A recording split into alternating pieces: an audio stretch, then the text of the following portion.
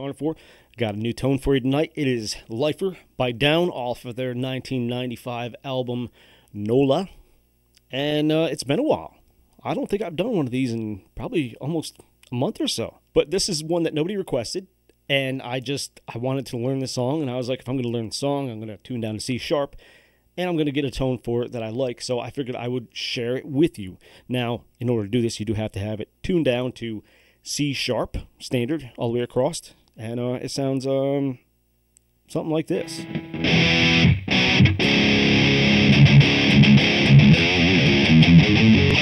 And that's going to be the main source of your tone. You got to have it in C sharp.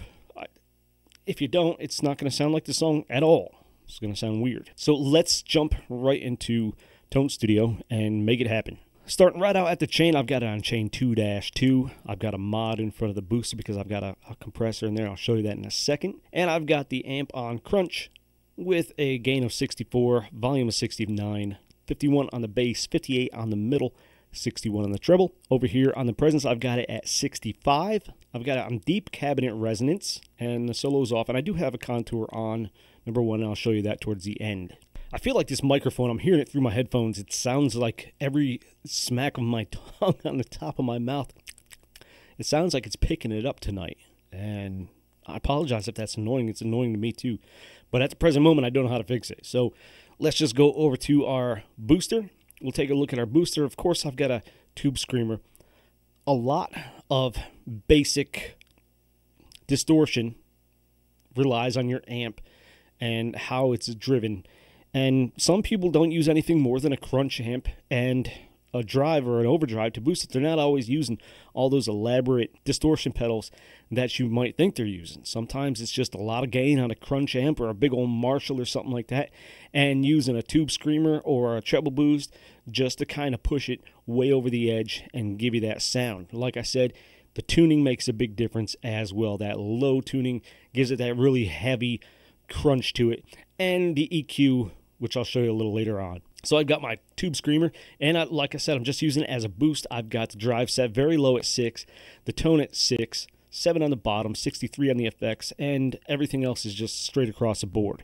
Now we turn it on. So first, let's do it without tube screamer, so you can at least see how everything sounds kind of on a dryish signal. It's not really dry, it's crunch. I mean, I got some gain in there, so. Sounds like an old-timey rubber band guitar that you've built in kindergarten.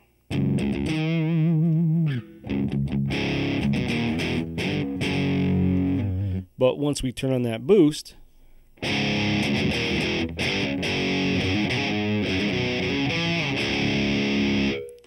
it's starting to sound like it already. Over on our mod, I've got a high band compressor. I was looking for some more string clarity with this one, and it seemed like the high band compressor did it a little better than the mild or the light compressors that I normally use. So you just heard it without the compressor. Let's turn the compressor on. I've got the sustain set at 68, attack at 78, 4 on the tone and 54 on the level.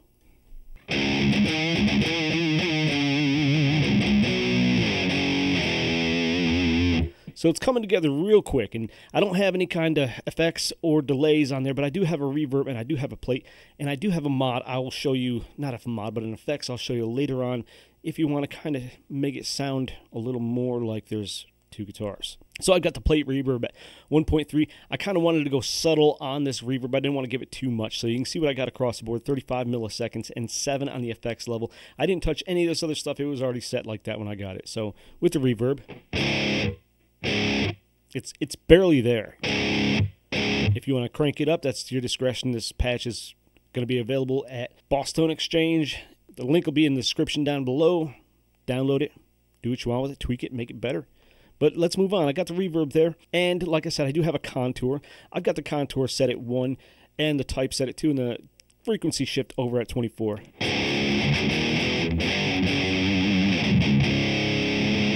And that's your contour. So let's jump over to the parametric EQ. And I do have it amp out and +5 and low gain 63 hertz there. 3 decibels at 160 hertz. I got the low mid at 4, the low mid Q, and the high mid Q both at 4. And I'm kind of going for that fuzzy kind of sound on it. 2 decibels on the high mid gain, 1.6 on the high mid frequency, 2 on the high gain, 5 on the high cut, and 0 on the level. With it,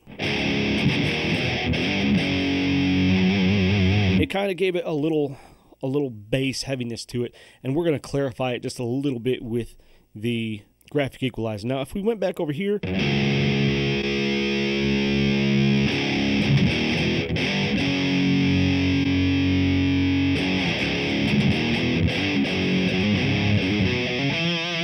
yeah, you could probably hit that high cut to make it a little less muddy. Let's keep that, and let's see what it sounds like when we move over to EQ2 here. Now, the graphic equalizer, I kind of went a little higher on this to kind of give it that fizziness, that tighter treble response that the song seems to have. So if you want to pause it and copy these or just download the patch later. This also gives a little volume boost too.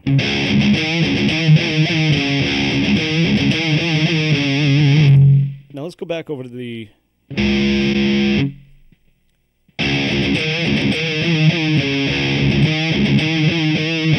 I like them both, but I like it just a little on the dull side. Up here it just sounds like a little too much.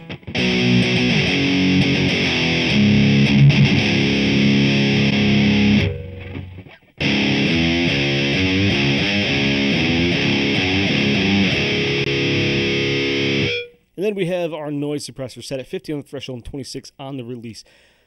Now, if you wanted to add a little harmonist to it, a two-voice harmonist, you can copy these settings here, and when you turn it on, listen first. And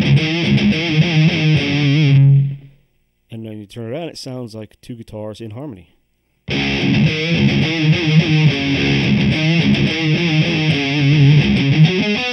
But that's saved in the patch, but it's turned off by default. So that is basically it. Download it below, and here's what it all comes together and sounds like.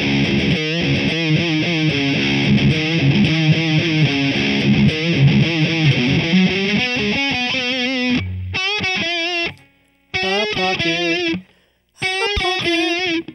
That's what it sounds like to me. Hot Pockets.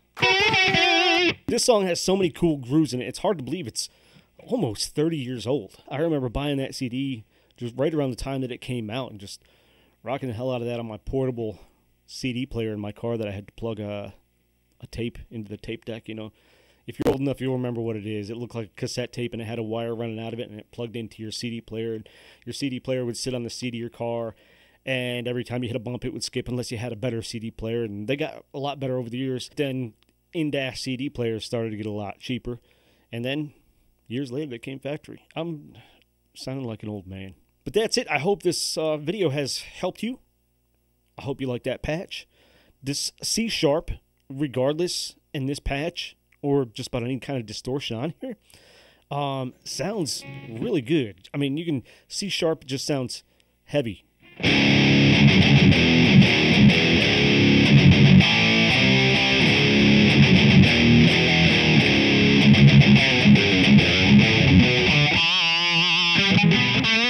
This is why I have a lot of guitars, because sometimes I just want to grab one that's tuned down real low and I don't want to have to mess with it. So if you get yourself a heavier set of strings and put them on a guitar like this, I've already got a couple SGs in standard or different tuning, so I set this one up permanently for C sharp so I can